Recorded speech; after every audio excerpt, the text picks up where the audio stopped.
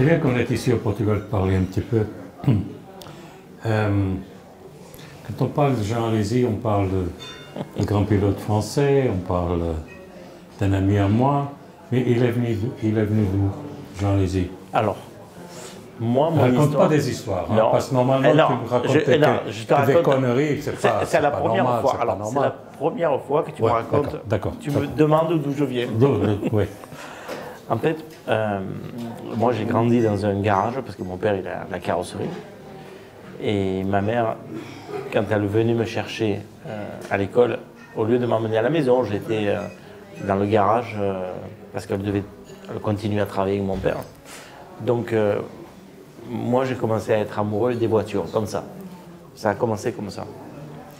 Et puis, rapidement, j'ai demandé à mon père de faire le pilote.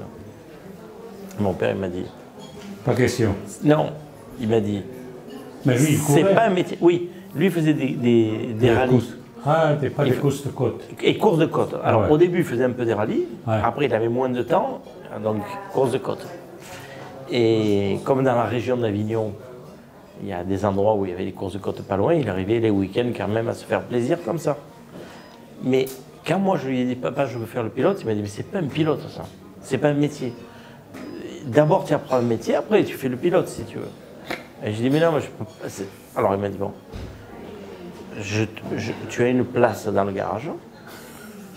Moi, chaque fois que tu vas faire des compétitions, on va faire en sorte, pour des histoires de budget aussi, de faire tout à la maison, mais je veux que tu sois, que tu aies un métier.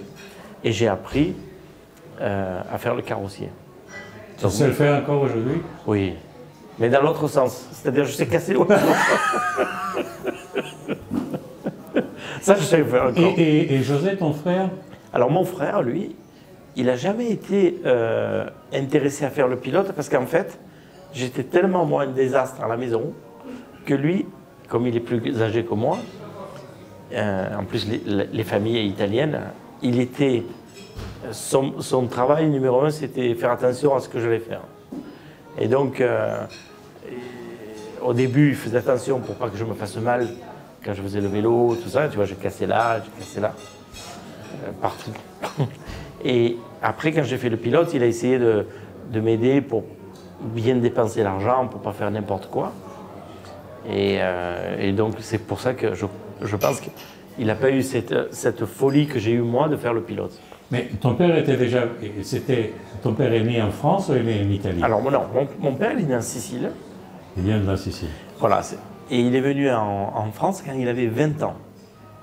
Et il est venu en France pour travailler, parce qu'en Sicile, il n'y avait pas de travail.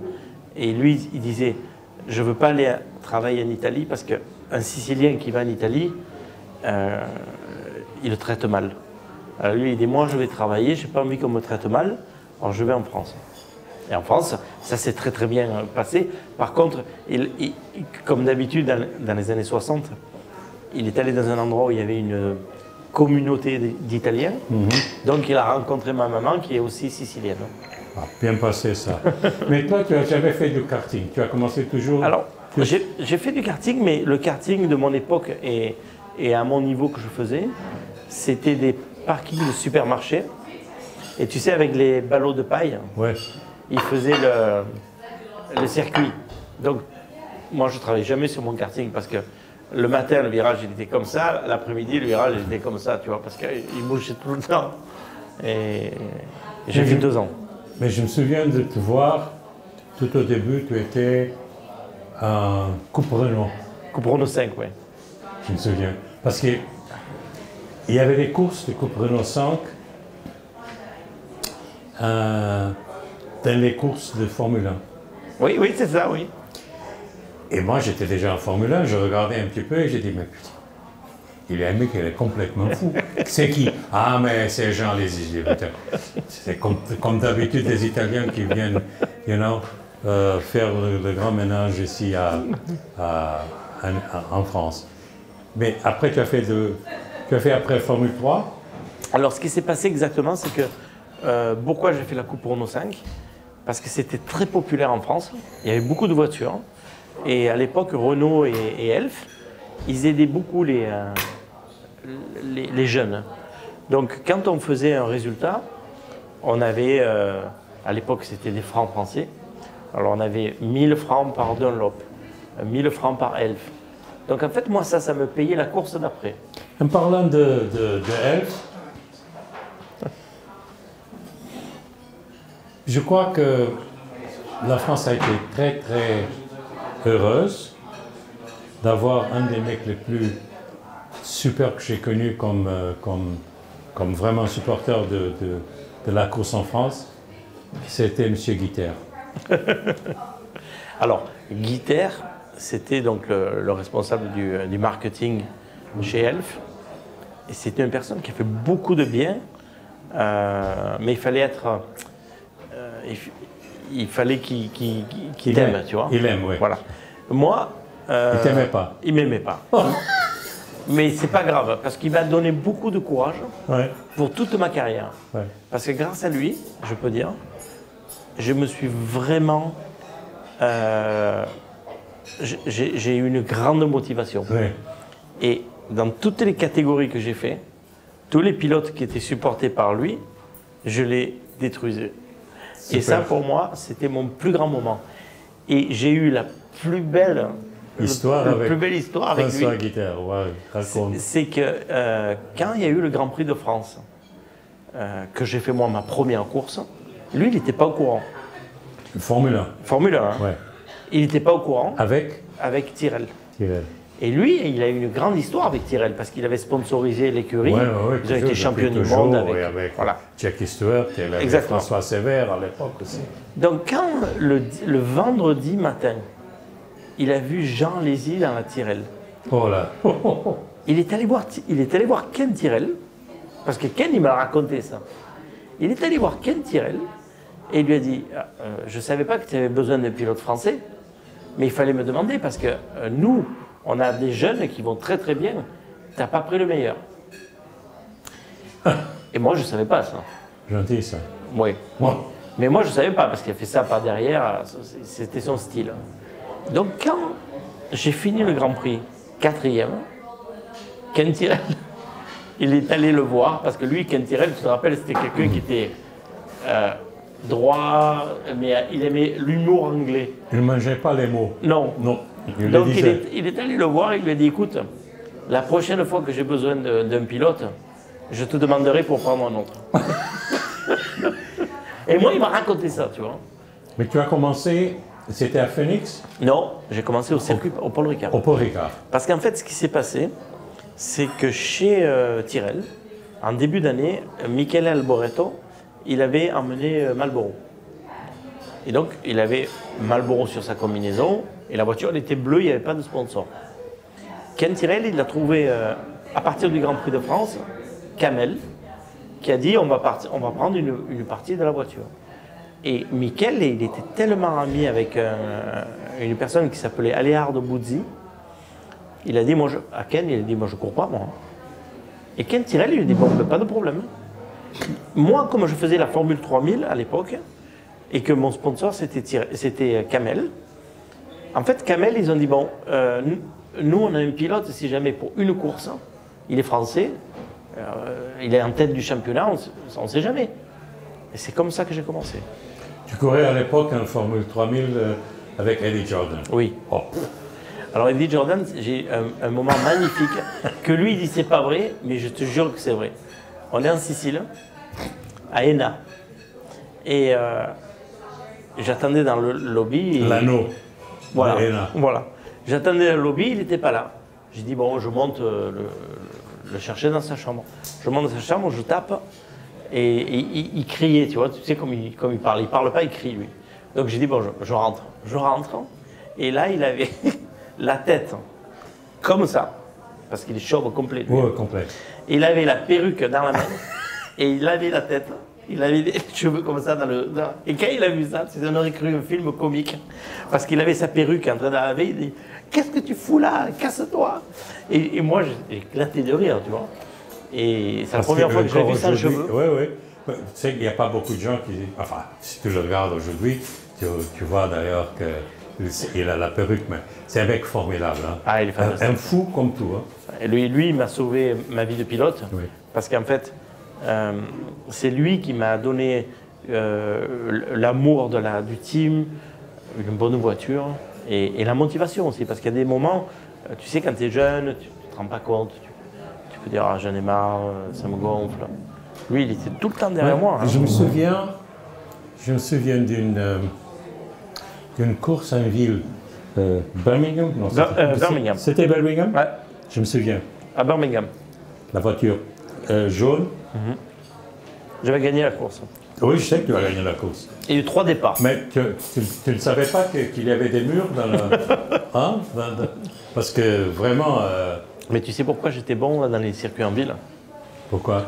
Les murs avaient peur de toi, comme Ayrton. Ayrton, ici à Monaco, les murs s'écartaient quand il arrivait. Non, alors moi, ah non, mais lui c'était différent. Lui c'était c'est le plus grand, tu crois? Oui, mais tu sais, c'est même pas une question de dire le plus grand, le plus fort. Moi, si je fais un comparatif avec les artistes. Il y a eu de tout comme artiste. Il y a Picasso, il y a dans l'art moderne, Andy Warhol, tout ça. Lui, c'était Michelangelo. C'est-à-dire quelqu'un qui naturellement prenait... il faisait des choses que personne ne pouvait faire. Et pourtant, il y en a eu d'autres, des artistes. Mais Michelangelo, c'est Michelangelo. Et lui, c'était pareil. Il avait une façon de conduire qui était naturelle. Après, tu le sais, c'est ton ami. Il était très casse-pied. Hein. Oui, je sais. Il était même insupportable. Hein. Oui. Mais hors de la voiture. Ouais, voilà. Ouais. Mais à conduire, moi, par exemple, quand j'ai eu la chance, parce que j'ai pas tout le temps eu la voiture pour être avec lui. Mais tu as eu la grande course à Phoenix. Voilà. Mais Phoenix, et puis après, il y a eu des épisodes pendant ma carrière où j'étais avec lui pendant 2 tours, 3 tours. Tu n'avais pas peur, alors que Nigel Mansell, alors que j'adore Nigel, hein, je veux dire, ou même Alain, j'avais peur parce que tu ne sais pas ce qu'il va faire. Alors que quand toi tu conduis, si tu es contre lui, tu sais qu'il ne va pas lever le pied d'accélérateur parce que sinon il te fait voler et il vole lui aussi.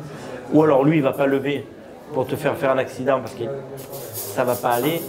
Donc tout ça, c'était quelque chose qui te mettait beaucoup en confiance. Moi, il te laissait toujours la place à peine. Oui, mais pour pas qu'il y ait quelque chose qui se passe mal.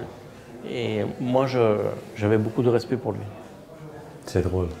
Ouais. C'est drôle. Mais à Phoenix, oui. C'est vraiment quand tout le monde... Enfin, les grands fans du sport automobile connaissaient déjà Jean Alesi, mais ils ne connaissaient pas le mec qui a doublé Ayrton entre le mur de Phoenix. Tu as cru que ça allait bien marcher Alors, c'était moitié-moitié, peut-être ça marche, peut-être ça ne marche pas. Moi, il faut savoir que, contrairement à Ayrton, lui, il faisait la course pour gagner. Lui, il n'avait qu'un truc dans la tête, c'est la victoire, être premier. Moi, je m'en foutais de ça. Tu sais pourquoi? Parce que moi, j'aimais conduire. Et j'aimais me battre avec les champions. Donc, quand j'ai fait mon premier Grand Prix, par exemple, mon plus grand moment, c'était dans les stands, quand j'étais dans le pit lane, que je regardais les casques de tous les pilotes qu'il y avait devant. Que tu les connaissais et parce que j'ai vu le week-end avant à la télé, et j'étais avec eux. Donc, j'étais super excité. Et quand j'ai fait le départ à Phoenix, j'étais 5e ou 6e, et j'ai fait un super départ, j'ai zigzagué. Chaque fois que j'en doublais un, je rigolais. Et quand c'est arrivé Ayrton, j'ai dit non, pas lui, pas lui. Et quand je l'ai doublé, j'ai dit ouais, fantastique, j'espère que je vais pouvoir faire un tour premier. Et bien sûr, j'ai réussi. Après, le deuxième tour, je me suis dit, oh, j'espère que mes copains à Avignon, ils regardent à la télé. Vraiment, tu vois, c'était mon problème. Je ne pensais pas de dire, bon, alors maintenant, je fais attention aux freins parce que peut-être à la fin, j'ai pas de frein ou le pneu, je m'en foutais complet. Moi, je pensais qu'à mes copains qui regardaient la télé. Et quand il est arrivé derrière moi, j'ai dit, ah, ça y est, il est là.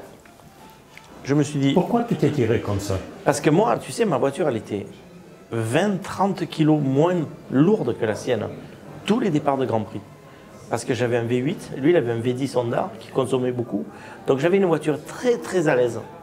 Et puis, Pirelli, ils avaient des pneus qui faisaient tout le Grand Prix.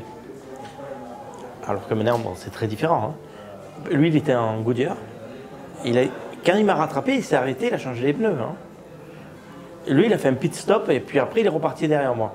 Donc il avait une voiture qui était moins performante que la mienne en début de course. Mais après, lui, il avait plus de puissance, donc c'est sûr qu'après, il est arrivé facile. Mais quand il est arrivé, j'ai dit, bon, je veux m'amuser un peu. Je vais me bagarrer ou oui, voilà. je veux m'amuser? Non, je vais m'amuser. Mais m'amuser, c'est-à-dire, je vais bagarrer. C'est-à-dire, j'ai jamais zigzagué. Si tu regardes à la télé, jamais à un moment, je freine à l'intérieur pour le bloquer. Au contraire. Je fais des gros freinages tardifs. Donc lui, bien sûr, il essaie de me doubler et il est allé large, tu vois. Quand il est allé large, pour moi, j'avais la place pour repasser. Je l'ai croisé et j'ai rigolé, tu vois. Mais le tour d'après, il a fait la même chose et après, il est resté à l'intérieur, il m'a bien bloqué, tu vois. Mais c'est un et après, tu viens parler avec lui? Oui. Alors là, j'ai eu aussi un truc assez rigolo parce que tu sais que lui, il était plein de... Il faisait bénir ses affaires. Ouais. Avant la course, très religieux. Avant la course, je suis en train de monter dans la voiture et il y a mon... Il n'était pas Stefano Modena? Non. Bon. Après, on parle de Stefano. Alors, il me dit, mon team manager, il me dit, mais t'as pas un t-shirt là? J'ai dit si. Mais si tu prends feu et tout, c'est pas possible. Il te faut un truc inifugé. J'ai dit, mais moi, j'en ai pas de ça. Et ils sont partis chez McLaren et ils ont pris au hasard comme ça, tu vois. Et ils ont pris un de ces t-shirts. Donc, moi, j'enlève le t-shirt, je mets le t-shirt. Et quand j'ai fini la course, qu'on est dans le parc fermé, que j'ai la combinaison baissée, je regarde comme ça, il y avait le petit sticker Ayrton, tu vois. Donc, lui, il vient vers moi, il me dit, alors, bravo, c'était sympa et tout. Il me dit, mais c'est bien, hein. Et j'ai dit, ben, c'est normal, regarde. Je montre le truc. Oh là. Oh là. Et là, il est devenu blanc, il me fait, tu l'as eu où? Et j'ai dit, mais non, mais c'est quelqu'un qui me l'a donné. Qui? J'ai dit, ben, mon team manager. Lequel? Il avait plus que ça dans la tête. Aller chercher qui c'est qui avait trouvé ça, tu vois. Enfin, il était... Mais... À part la course, on s'est bien marré aussi, nous deux. Tu te souviens au Dubaï, quand je t'ai envoyé le... Quoi? Tu te souviens pas quand tu m'as dit, ah, Domingos, j'ai mal au dos, il faut absolument que tu trouves quelqu'un pour me faire le massage. Et je t'ai dit, ah, j'ai une super jolie petite fille. On va pas parler de massage, hein? Mais tu te souviens de ça? Oui. Quand je t'ai envoyé la petite fille, hein, la super jolie petite fille. Le grand noir de 2 mètres carrés comme ça. Oh. Non, mais on a eu des moments fantastiques. Oui, l'Indien, tu sais l'Indien qui, quand on a dit arrête, monte derrière, et puis nous deux on a connu la voiture. Qu'il a accéléré. Oh. On lui parlait, il ralentissait. Mais le meilleur, la meilleure des aventures, c'était avec Mohamed dans le désert, là. Avec, hein? Qu'est-ce que tu crois? C'est fou, ça? Non, mais c'est fou. Puis, tu vois, c'est que des choses qui... On ne peut plus le faire. Non. Alors que bon... Aujourd'hui, ils te mettent un tôle tout de suite. Déjà, port d'armes, enfin tout, quoi. Mais c'était très sympa. Super. Déjà, tu avais peur de rouler avec lui. Ah mais non, mais tu sais pourquoi. Attends. Alors, tu as peur toujours de rouler avec n'importe qui. Déjà, avant d'aller là-bas, on avait été au Bahreïn. Oui. Au Bahreïn, je t'ai mis avec Al Khalifa. Oui. Le mec, il conduisait bien. Mais il conduisait bien. Mais il avait une voiture de rallye. Oui. Et dans le trafic. Il a commencé à partir en travers entre les voitures. Moi, chaque fois, j'ai dit, c'est pour moi, c'est pour moi. Ah, ça passait de l'autre côté. Et là, j'ai dit, non, mais c'est pas vrai. Pourquoi qu'est-ce qui me fait faire ce Domingos? Et on s'est marré. Et puis à Dubaï, raconte un peu parce que les gens ne vont pas croire. Non, alors, si je raconte. Ouais, alors, Dubaï, on a un ami qui il aime les voitures, bien sûr. Et il y avait la SLR qui venait juste de sortir, donc une voiture fantastique. Mais lui, il n'aimait pas la voiture, il voulait juste le moteur dans la SLR. Et il a dit, je veux mettre le moteur de la SLR dans mon atelier, parce qu'il a un atelier, je veux mettre le moteur dans une petite, tu te rappelles, une petite... Range Rover. Non, une petite Ah Mercedes. non, c'était la Mercedes, la petite Mercedes Voilà, C-Class. Voilà, toute petite. Il avait le moteur de la SLR dedans, et le capot, il fermait même plus. Il a fait un trou au milieu pour faire sortir le compresseur. Et là, donc il monte à côté, et il me dit, regarde, oui, le problème, c'est que je perds de la puissance parce que il fait chaud. Et moi, je regardais la vitesse. On était une vitesse folle. J'étais là, et encore une fois, j'ai dit, pourquoi j'ai encore écouté Domingos. Il me met toujours dans les voitures. Ouais. Mais après, je me suis bien défendu quand on est allé dans le désert avec Mohamed. Pourquoi? Avec quoi, le pistolet? Oh, les pistolets, la mitraillette, tout. Mais raconte, parce que sinon les gens ne croient pas.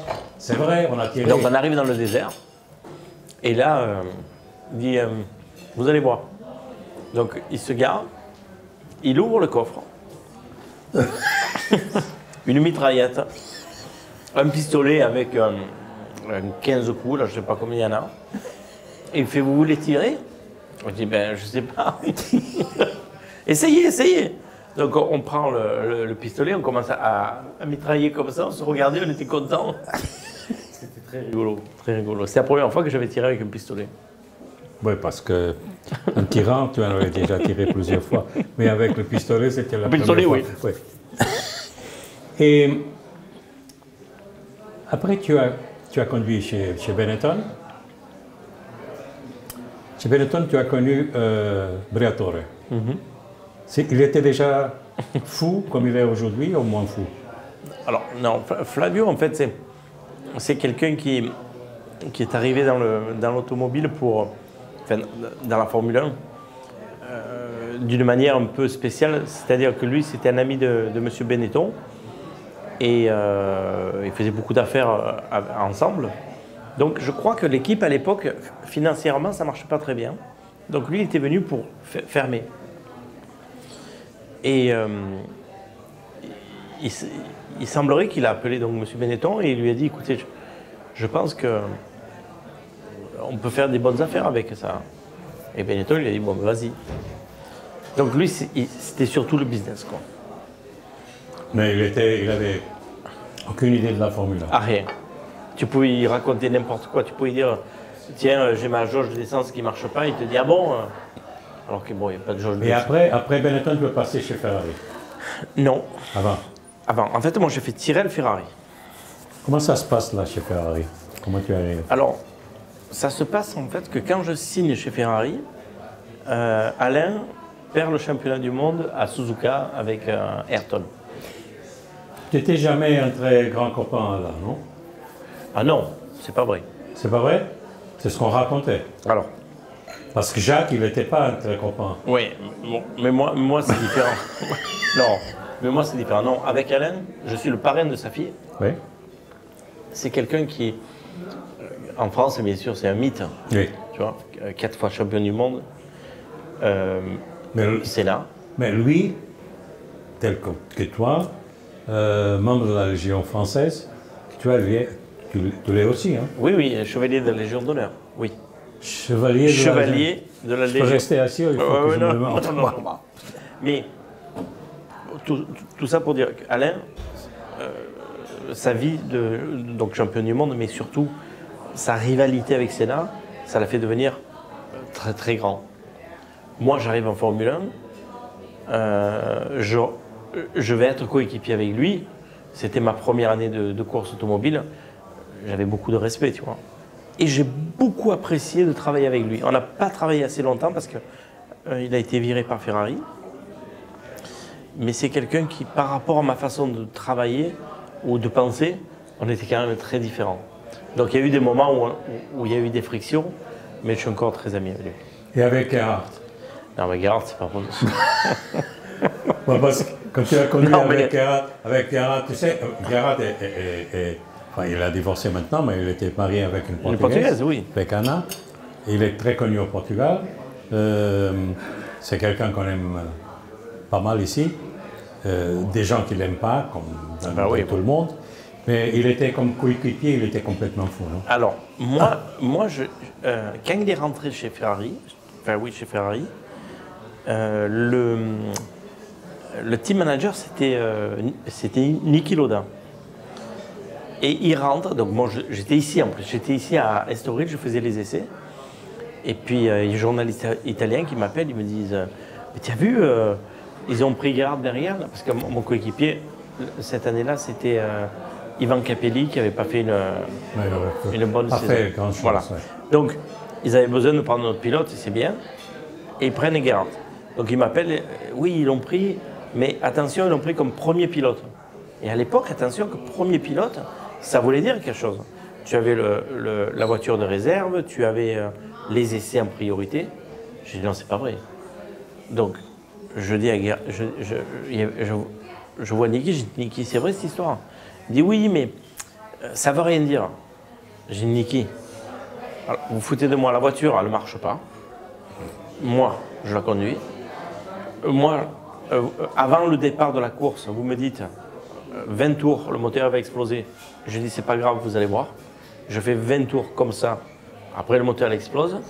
Mais je donne ma vie pour Ferrari. Puis Gerhard, il arrive. Il est premier pilote. Il me dit, tu veux quoi? De l'argent? J'ai dit, Niki, non. Je veux pas de l'argent. Je veux du respect. Il me dit, bon, ne t'inquiète pas. J'appelle Montezemolo. Bon, j'appelle Montezemolo. Enfin, il appelle Montezemolo, qui me rappelle le soir. Il me dit non, mais ne t'inquiète pas, on fera tout pour toi aussi.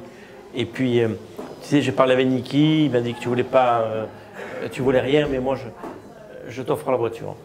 Et il m'a offert la Formule 1 de 92 que j'ai chez moi. Oh là là. Que j'ai encore chez moi, bien sûr, que je garderai toute ma vie. Mais grâce à Gerhard, donc je suis assez content. Et où j'ai eu beaucoup de chance, c'est qu'il y a Jean Todt qui est arrivé. Et Jean Todt, c'est quelqu'un qui... Il est... comment je pourrais dire? C'est pas quelqu'un qui est là pour s'amuser. Hein. Ah non, non, non. Toujours comme ça. Voilà. Même quand il était copilote Et voilà, il n'est pas là pour s'amuser. Hein. Mais des choses comme ça, il n'aime pas. De dire je donne plus à un qu'à l'autre. Donc, grâce à lui, chaque fois, il disait à Gerhard, tu as le T-car au Brésil, Jean, il a la Parce course qu'à l'époque, d'après. il avait encore le T-car. Ah oui, il y avait le T-car. Donc, lui, il a réussi à mettre beaucoup d'ordre sur ça. Et une fois au Grand Prix de France, on avait une boîte de vitesse spéciale qui faisait aller plus vite à la voiture. Et j'ai dit à Jean, s'il te plaît, je voudrais la boîte parce que c'est la France et tout. Il m'a dit non, elle reste dans le camion parce qu'il n'y en a qu'une. Voilà. Il était très fort. Ah oui. Tu n'as jamais conduit dans la même équipe, dans la même écurie avec Schumacher? Non, non.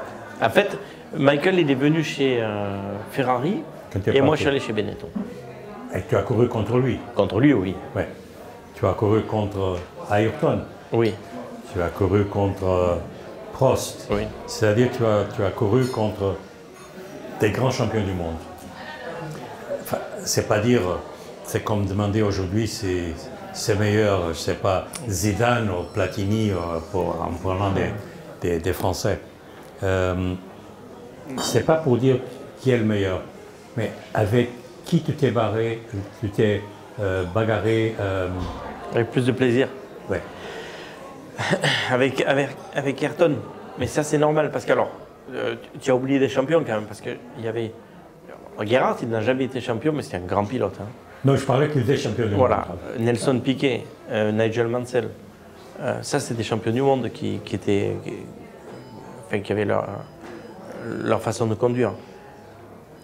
Ayrton, c'est où je me sentais le plus à l'aise. Avec Michael, c'était assez difficile parce que lui, il était prêt à tout pour gagner. Tu vois. Oui. Voilà. Mansell, il n'était pas précis. Alors, peut-être il voulait juste te doubler, mais il se loupait, il te rentrait dedans. Alain, il avait peur. Donc ça, c'était un problème. Parce Alain, que c'est fait jamais mal. Non, mais... J'ai eu un accident. Mais il avait peur. C'est-à-dire, si tu y venais à côté, il était capable, de bouger. Parce que ça lui faisait drôle, tu vois. Et en bougeant, ça faisait un accident. Donc, c'était très différent, tu vois, tout le monde. Et Nelson, lui, était très intelligent. Lui, c'est-à-dire, il n'allait pas au fight. Ouais. Je pense que Nelson, la seule personne avec qui il était, les deux seules personnes avec qui il était prêt à faire le fight, c'était Nigel et Ayrton. C'est tout. Avec moi, il avait peur. C'est drôle. Mais à un moment donné, après, tu es devenu très copain avec Michel parce qu'il habitait en Suisse, etc. Alors, tu étais toujours avec lui, vous voyagez ensemble pour les Grands Prix, même après que tu t'es retiré. C'est quoi comme personnage? Alors, c'est une machine de travail.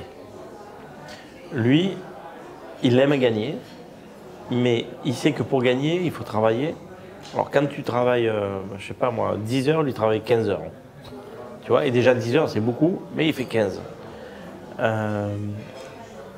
Vraiment, l'excès dans tout. Dans tout.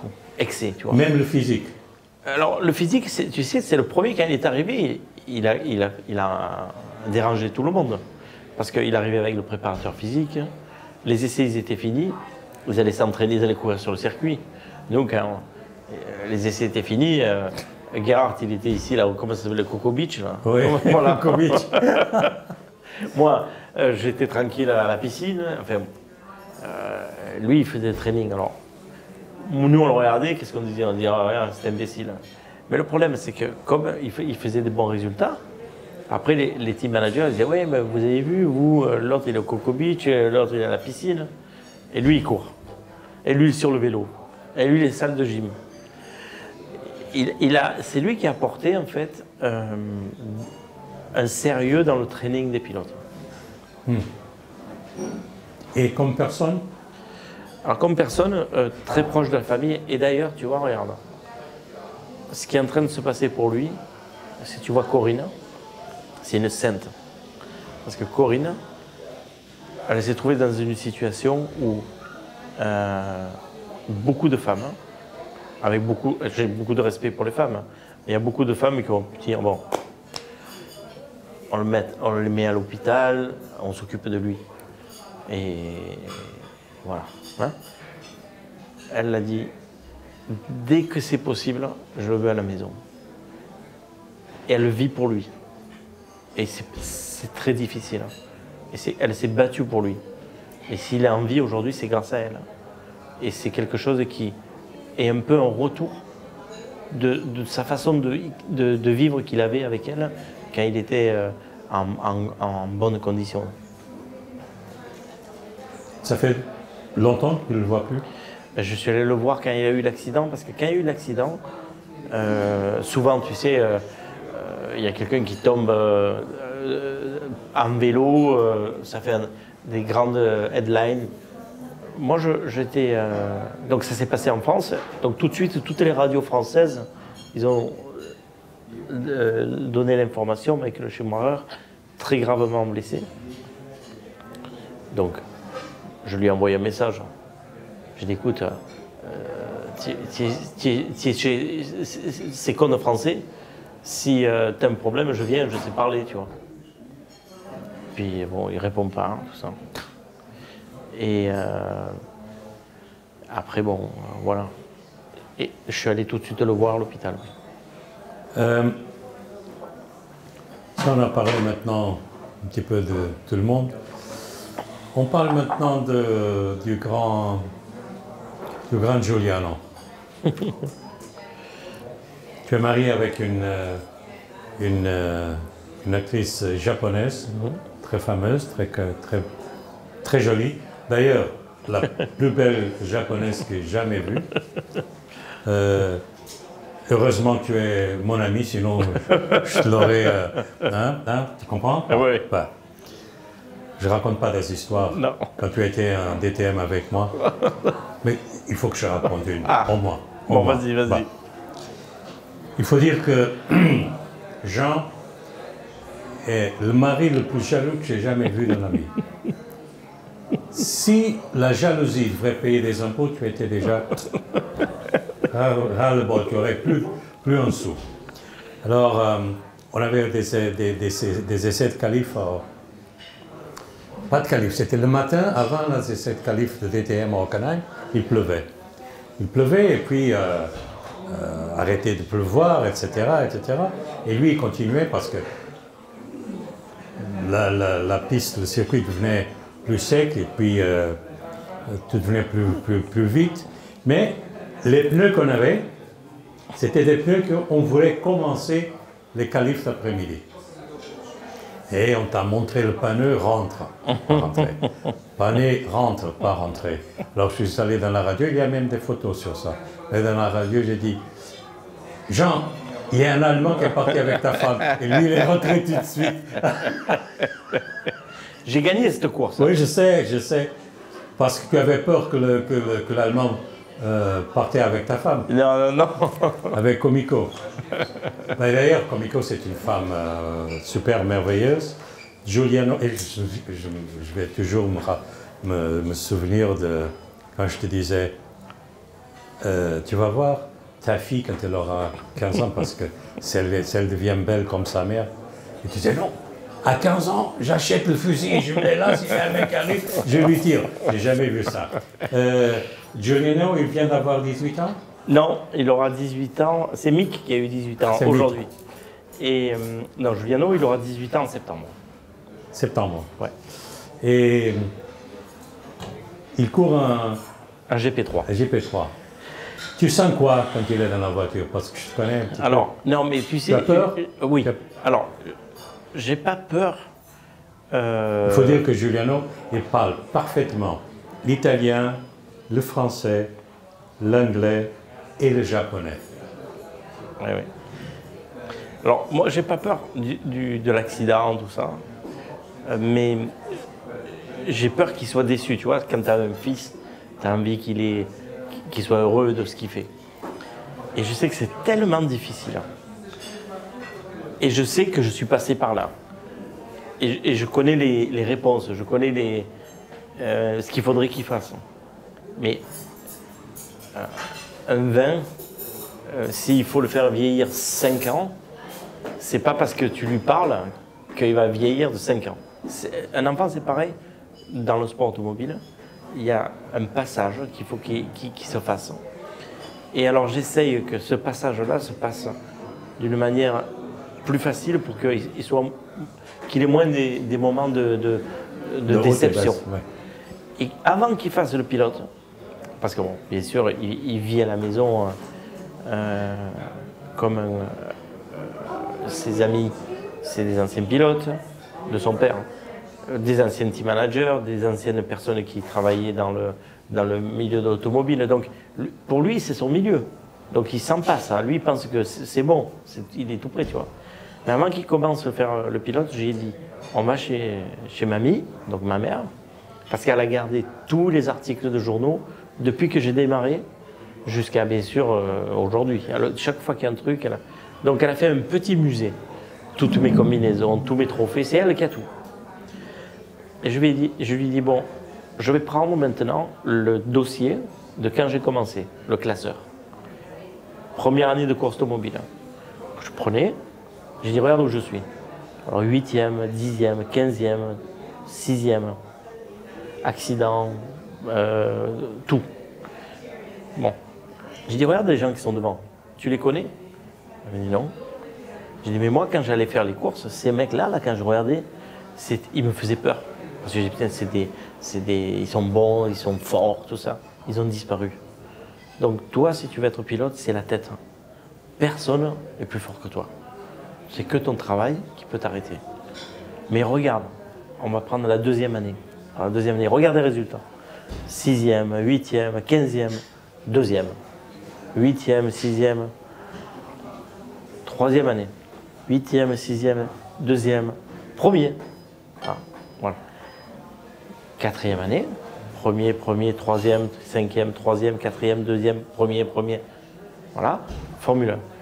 Donc je dis, ces années-là, les 3 premières années, tu vas souffrir. Ne pense pas que tu n'es pas bon. Travaille. Et je pense que ça, il a compris. Mais après, à vivre, moi, de l'extérieur, c'est difficile. Oui, hein. Oui. Tu vois, là, par exemple, aujourd'hui, c'était les premiers essais. Tu as envie de voir le chrono du premier tour. Parce que tu te dis, s'il fait un bon premier tour, qu'il rentre au stand, moi, je m'approche de la voiture, je lui fais comme ça. De suite, ça change tout, tu vois ce que je veux dire, ça le met en confiance, il est content et ça démarre. Mais imagine que un coup le trafic, un coup il n'est pas en confiance, il rentre, il est 15e, ah, c'est cuit. C'est drôle que tu parles comme ça. Tu ne vas pas en Australie? Non, je fais de Paris. Tu fais le commentaire de Paris. Oui. Mais normalement, tu es sur place, etc. Oui. Tu regardes. Aujourd'hui, tu as vu l'ancien champion et le champion actuel. Le champion actuel a comme grand héros le vieux champion. Lewis partout, d'ailleurs hier, Ayrton aurait 57 ans hier, il a dit partout bon anniversaire.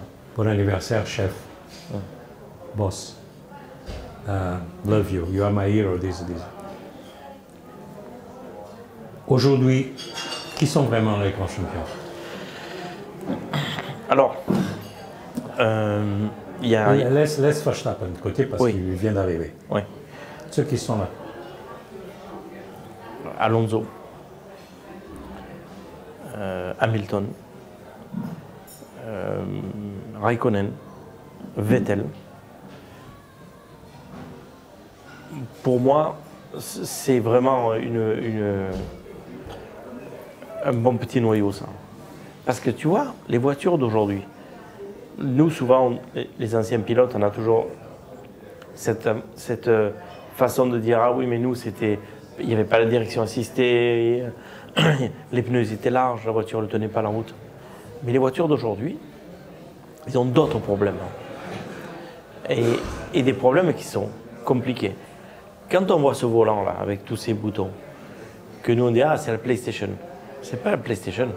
C'est-à-dire qu'il faut avoir la concentration de conduire, mais en même temps la concentration de changer un petit paramètre, de ne pas se tromper déjà de bouton, tu vois, changer un petit paramètre, parce que tu sens que ta voiture a des choses qui changent en comportement, et toi tu changes déjà ce qu'il faut faire. Moi, je les admire, c'est-à-dire qu'un pilote de Formule 1, Tadzio Nuvolari, ou aujourd'hui Nico Rosberg, même s'il a arrêté, ou Lewis Hamilton, c'est le même type de champion. Voilà. En parlant de Nico, pour finir notre conversation, comment tu t'expliques? Je sais pas. mais surtout, non, mais Jean-Jean, on connaît Keke, tu connais le type qu'il est. Hein.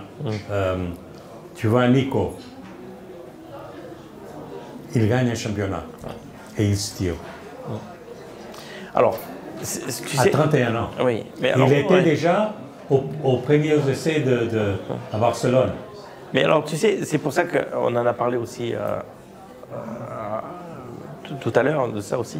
Mais moi, je ne m'explique pas pourquoi. Parce que je les ai vus avec son père, lui tout petit. J'ai vu toute sa carrière, parce que quand je faisais le DTM, tu te rappelles, il faisait la Formule 3. Ouais. Donc j'ai vu toute sa progression. Je l'ai suivi pendant la 3000, un talent extraordinaire. La pression, je ne crois pas, parce que je pense qu'il y a plus de pression quand tu fais la Formule 3, la GP3 ou la F3 que quand tu fais la F1. Parce que tu sais que si tu n'arrives pas à faire les résultats, tu ne montes pas. Donc c'est là que tu as la pression. Et puis tu es jeune et tout dans la tête. Je ne sais plus. Moi, je ne comprends pas. La seule chose, pourquoi je vais dire. Enfin, on a parlé tout à l'heure. Voilà. Je ne comprends pas parce que j'ai pas son âge. Toi non plus, tu n'as pas son âge. Non. Et nous, on comprend des choses à notre âge. Ouais. Qui comprendra à notre âge.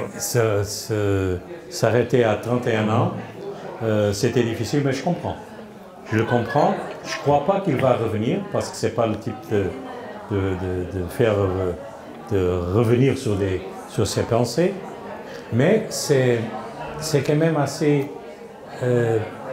assez compréhensible ce qu'il a fait. Tout ce qu'il a fait dans sa carrière, dans sa vie, tout. Je le connais avant qu'il était né. Oui. Kéké et moi, on était très, très copains depuis 45 ans. C'est pas possible de voir Nico froid, parfait, intelligent, le fils, je sais pas, le beau fils que tout le monde, que toutes les mères veulent avoir aiment. Et dire, celui-là, c'est le seul enfant de Keke Rosberg qui a fait n'importe quoi dans sa vie. Hein? Quand il a couru avec Fred Hopper aux États-Unis, en Nouvelle-Zélande, en Australie, ce qu'il a fait, et avant ça en Allemagne. Je crois que tout ce qu'il a fait dans sa vie était programmé. Absolument. Sa femme, c'est la plus jolie. Son mariage, c'est impeccable. Sa religion est bouddhiste. Sa fille a eu un baptême avec un nom bouddhiste. N'importe quoi, c'est absolument parfait. Et le jour où il a achevé ce qu'il a toujours voulu, être comme son père, parce que je me souviens, une fois, quand il faisait du karting, on a fait une course, père et fils, ensemble. Plusieurs pères et plusieurs fils ensemble. Et Nico s'est dit, c'est sûr, Keke Rosberg, champion du monde avec moi, mais on va gagner, mais facile, hein. Et Keke est parti, et après 4 tours, 5 tours, Keke conduisait bien le karting à l'époque. Il ne pouvait plus. Et je me souviens, quand il est arrivé, ils sont arrivés, je ne sais pas, 4e ou 5e, et Nico était premier quand il a donné le karting à son père. Et Nico était en larmes. Et quelqu'un lui demande, mais qu'est-ce qu'il se passe? Il a dit, papa, mais toi tu es comme les autres papas. Tu ne sais pas conduire, merde. Tu ne sais pas conduire. Comment as-tu été champion du monde? Comment tu as été champion du monde si tu ne sais pas conduire? Et les larmes qui coulaient dans sa face, c'est incroyable. Tu vois, ça c'est Nico. Et Nico, quand il est arrivé au moment où il a dit, je suis champion du monde, mon père a un bateau de 45 mètres à la maison, on a 4 maisons partout, Ibiza, sud de la France, La Ferme, j'ai même la possibilité de dire non à un contrat de 50 millions pour 2 ans. C'est programmé. Aujourd'hui, c'est comme ça. Lewis, je ne crois pas qu'il va... Aujourd'hui, Lewis est là pour battre le pauvre Finlandais. Non, mais je pense qu'il y a des gens comme Nico qui programment, mais il y a des gens qui ne programment pas. Moi, je n'ai jamais rien programmé. Hein. Rien. Rien. Comme ça arrivait, J'ai rien programmé, mais j'ai toujours travaillé. Voilà. C'est bien. Ça te fait du plaisir de venir au Portugal, je sais. Tu as bien mangé hier soir, tu as bien mangé ce midi. On va bien manger ce soir à nouveau. Il faut que tu saches que chez nous au Portugal, tu es très aimé. Chez moi, de toute façon, tu es comme à la maison. J'ai toujours aimé d'être aussi à Avignon. Et tu viens quand tu veux. Merci. Ici, c'est comme être chez toi. Ben, merci. Ciao.